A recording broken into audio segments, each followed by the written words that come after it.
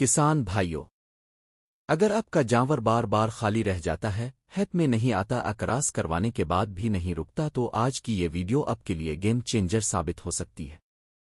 दोस्तों, आज मैं आपके साथ एक सादा मगर ताकतवर देसी नुस्खा शेयर कर रहा हूं, जो सिर्फ 10 दिन के इस्तेमाल से आपके जानवर की बड़ी से बड़ी प्रॉब्लम को ठीक करने में मदद दे सकता है।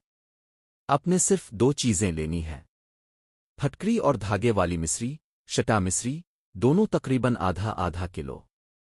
अब एक मिट्टी का घड़ा मटका लें और इसमें तकरीबन 20 गिलास पानी डाल दें।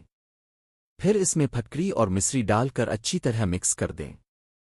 इस्तेमाल का तरीका: रोजाना सुबह 1 गिलास और शाम 1 गिलास इस पानी को जानवर के चारे में मिला कर दें और ये अमल मुसलसल 10 दिन तक जारी रखें। फायदे: ये नुस्खा बच्चेदानी की सफाई करता है, इन्फेक्शन खत्म करता है, सूजन कम करता है, गांठ और पीप जैसे मसाइल को ठीक करता है और जानवर को जल्द हैत में लाने में मदद देता है। अहम बात: इस नुस्खे को करास करवाने से तकरीबन 10 दिन पहले शुरू करें।